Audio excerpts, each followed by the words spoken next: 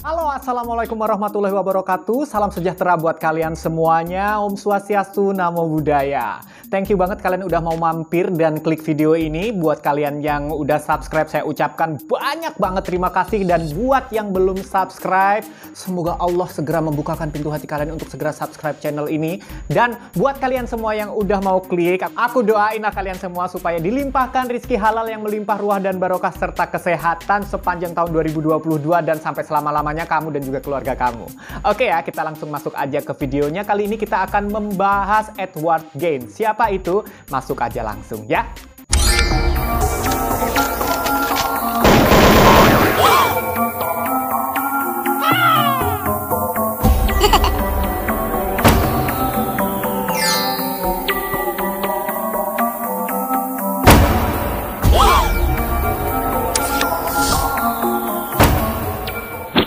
Edward Theodore Gain adalah seorang penjagal dari Plainfield dan banyak juga orang yang menyebutnya sebagai seorang perampok makam. Edward ini lahir pada 27 Agustus 1906 di La Crosse, Wisconsin, Amerika Serikat. Ayahnya bernama George Phillips dan ibunya bernama Augusta Wilhelmina Gain. Nah, Edward ini melakukan kejahatan-kejahatannya ya di daerahnya dia sendiri di Plainfield itu. Dia menggali beberapa makam di sana, digali, dicuri mayatnya. Loh kok bisa mas? Ikuti makanya video ini sampai habis, seru top. Ada ngeri-ngeri sedep sih, karena setelah dicuri mayat-mayat tersebut dibawa pulang dan dibuat sebagai souvenir dari tulang-tulang jenazah dan juga dari kulit-kulit jenazah itu. Edward juga mengaku telah membunuh dua orang wanita yang bernama Mary Hogan pada tahun 1954 dan juga Bernice Warden pada tahun 1957. Nah, menariknya lagi di sini, awalnya Edward ini setelah diadili dianggap tidak pantas untuk dipenjara karena dianggap dia sakit jiwa dan harusnya dikurung di pusat rehabilitasi mental. Tapi bagaimanapun juga kejahatan tetap kejahatan dan di tahun 1968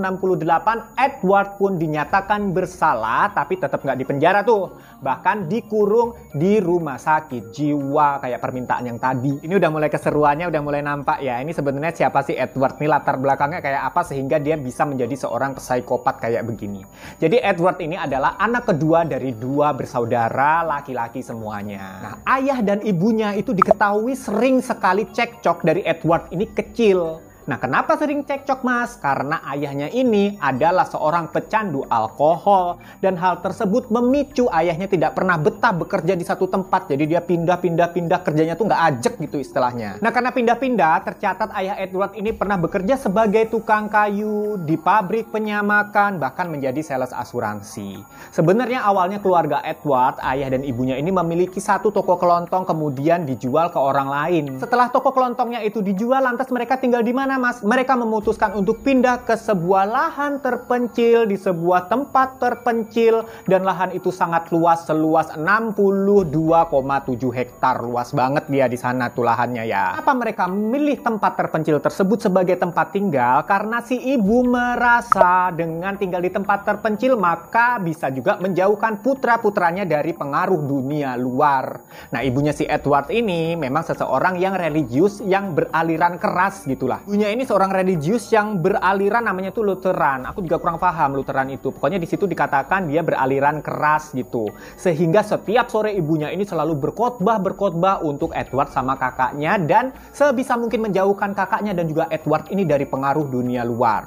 Dia mengatakan bahwa semua wanita di dunia ini kecuali dirinya tuh, kecuali ibunya adalah utusan iblis yang selalu membisikkan dosa dan mengajak mereka untuk berbuat dosa gitu kata ibunya. Pokoknya ibunya ini selalu menanamkan ke otak si Edward dan kakaknya itu bahwa semua perempuan di dunia ini kecuali dirinya, kecuali ibunya itu adalah perempuan-perempuan yang gak bermoral. Tapi di saat yang sama mereka pindah dan dikhotbah itu tiap hari sama mamanya itu ya.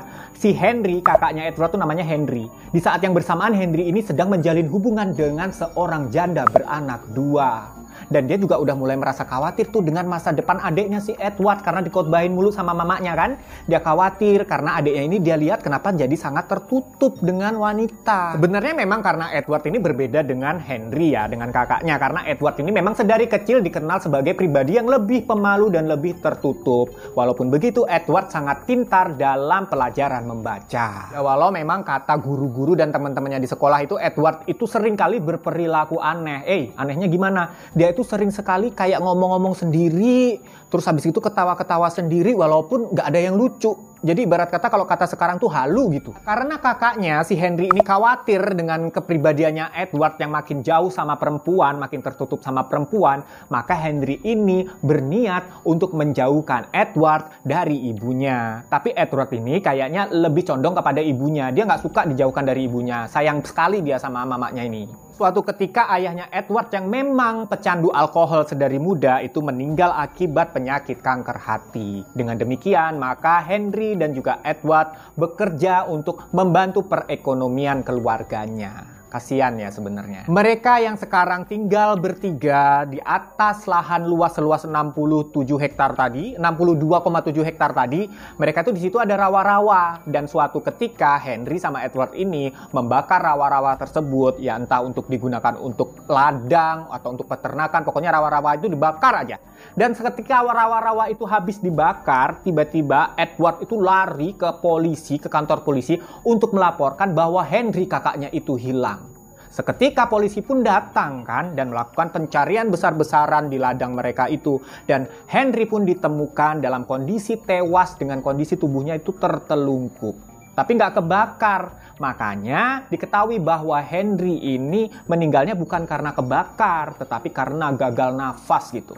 Sebenarnya waktu itu banyak orang yang sudah mencurigai bahwa Edward lah pelaku pembunuhan yang telah menghabisi nyawa kakaknya sendiri. Tapi karena tidak ada cukup bukti maka polisi pun menutup kasus tersebut. Ada satu lagi kejadian ya yang pengen aku ceritakan ya tentang si Edward dan ibunya yang sekarang tinggal berdua kan. Papanya udah meninggal, Henry udah meninggal. Sekarang tinggal Edward sama mamanya. Nah, mereka suatu hari ini pergi ke toko untuk membeli jerami. Nah, ya si pemilik toko ini namanya itu Pak Smith, Mr. Smith gitu. Nah, Mr. Smith itu waktu mereka datang dan sampai di tokonya, Mr. Smith itu sedang marah-marah kepada seekor anjing dan dipukulinya lah si anjing itu.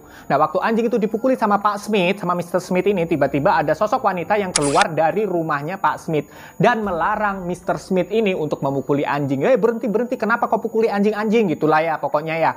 Tetapi Pak Smith pun gak menghiraukan dan anjing itu tetap dipukuli hingga tewas. Melihat kejadian tersebut, anehnya ibunya si Edward itu marah dan langsung bilang ke Edward, lihat itu. Jadi dia ini marah bukan karena anjingnya itu dipukuli sama Pak Smith ya, tapi justru karena ada sosok perempuan yang keluar dari rumahnya Pak Smith. Itu yang digarisbawahi, digarisbali oleh si mamanya si Edward. Katanya bahwa perempuan itu dan Pak Smith itu tidak menikah, perempuan itu tukang dosa dan tidak punya moral. Jadi bukan karena anjingnya mati, tapi yang dipersalahkan justru ada perempuan di situ. Bahkan saking emosinya si ibunya Edward ini melihat perempuan itu sampai dikatakan dia itu mengalami serangan stroke saking keselnya. Separah itu dia bencinya sama perempuan. Dan beberapa saat setelah terserang stroke maka ibunya pun meninggal. Dan sekarang tinggal Edward lah sendiri di atas peternakan yang dia kelola sendiri. Edward pun nampak sangat terpukul dan hal itu ditunjukkan pada sikapnya Edward dengan dia membersihkan ruangan-ruangan dan kamar-kamar yang bekas dipakai ibunya.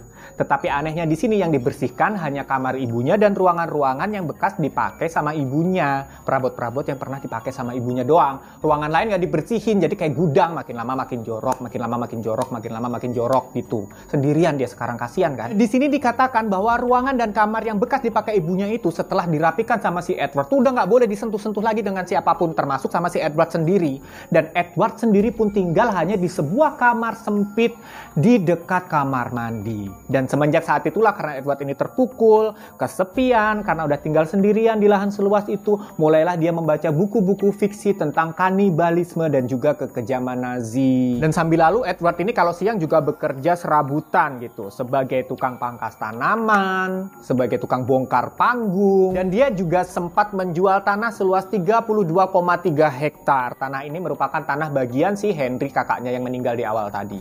Hingga suatu ketika pada tanggal 16 November 1957, seorang wanita pemilik toko bernama Bernice Worden menghilang dengan kondisi toko yang terbuka dan mesin kasirnya itu juga masih terbuka dan menyala. Serta ditemukan bercak darah yang ditemukan oleh anaknya si Bernice sendiri yang bernama Frank. Nah, si Frank ini melihat bahwa semalam Edward itu kesini, Pak. Dia ngomong ke penyidik maksudnya ya. Dia ngomong semalam tuh ada Edward kesini, Pak. Dia datang ke sini untuk membeli anti beku gitu. Dan dia bilang mau kembali lagi di pagi harinya karena mungkin malamnya itu udah terlalu malam. Nah, semenjak itu, saat itulah Bernice terakhir kali dilihat oleh si Frank anaknya itu. Mendengar laporan si Frank tersebut, maka polisi segera mendatangi rumah Edward, menangkap Edward, bahkan rumahnya Edward digeledah. Dan di sanalah ditemukan tubuh Bernice Worden dan penemuan-penemuan yang di luar nalar aku waktu ngebaca juga aku kadang-kadang percaya, kadang rada-rada enggak percaya. Apa saja penemuan itu? Yuk, gue sampein di sini satu-satu. Yang pertama ditemukan tentu saja tubuhnya Bernice Worden itu dengan kondisi sudah terpenggal, terbalik, kakinya diikat di palang dan kepalanya, lehernya itu kondisinya itu di bawah. Jadi mirip rusa. Kalau mungkin kalian ngebayanginnya kayak kalau kita Idul Adha tuh kambing tuh dibalik, nah kayak begitu dengan kondisi kepala yang udah terpenggal begitu. Jadi si tubuhnya Bernice sudah ditemukan dalam kondisi yang sudah tidak manusiawi sebenarnya. Dan yang lebih mengagetkan lagi adalah penemuan-penemuan yang lain. Apa itu? Ditemukannya tubuh manusia yang masih utuh selain Bernice. Kemudian ada potongan-potongan tulang, ada keranjang sampah dari kulit manusia. Ada juga penutup lampu sudut itu yang dibuat dari kulit wajah wanita. Bahkan ditemukan juga ada ikat pinggang yang terbuat dari kulit payudara wanita. Di sini gue speechless. Gue antara kagum dia kreatif, tapi gue juga serem karena ini psikopat yang paling serem yang pernah gue baca. Kemudian ada juga kursi sofa yang penutupnya, covernya itu terbuat dari kulit manusia. Ada juga mangkok dari tengkorak manusia. Ada juga tengkorak manusia yang dibiarin digeletakin gitu aja. Pakaian wanita atau korset yang terbuat dari batang tubuh wanita dan juga celana legging yang terbuat dari kulit kaki wanita, masker yang terbuat dari kulit kepala perempuan, dan juga ada tengkorak yang ditaruh di masing-masing sudut ranjang tidurnya. Jadi kan kita punya ranjang tidur itu ada 4 tiang tuh, itu masing-masingnya ada tengkorak. Kemudian penyidik juga menemukan sebuah kotak di mana isinya juga apa? Tentu saja tengkorak manusia dan juga ada kepala Bernice Worden yang ditemukan di dalam sebuah karung. Dan jantungnya Bernice Worden ditaruh di dalam sebuah kantong plastik. Kemudian ada juga sepasang bibir yang dipakai sama dia itu diolah sebagai penarik hordeng. Jadi hordeng tuh ditarik. Nah, itu yang buat mengikat hordengnya itu bibir. Dan ketika diinterogasi, Edward pun mengakui dengan sangat gamblang bahwa dia setidaknya telah membongkar 40 makam pada tahun 1947 hingga 1952. 40 makam dibongkar sama dia. Anehnya di sini adalah pada awalnya penyidik atau polisi itu justru tidak percaya dengan pengakuan Edward. Ah, masa sih kamu sampai kayak gitu mencuri makam sampai 40 makam? Terus kamu kan sendiri, siapa yang bantu? Nggak ada sendiri. Nggak mungkin. Bongkar makam itu susah. Buka peti juga susah. Gimana ngangkat mayatnya?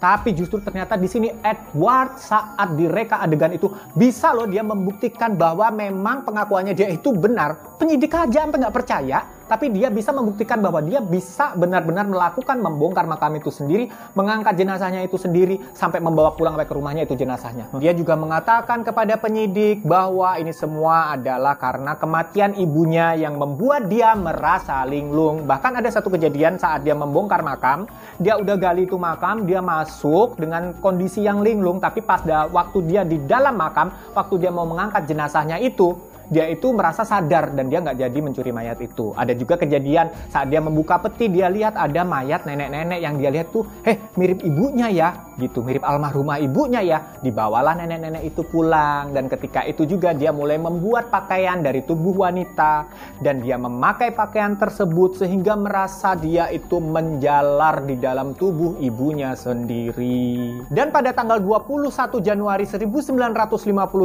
Edward Gein dinyatakan bersalah dan telah melakukan kejahatan tingkat pertama. Tapi dokter kepolisian mendiagnosa bahwa si Edward ini mengidap skizofrenia. halusinasi. Jadi kayak sakit kejiwaan yang halusinasi gitulah skizofrenia itu.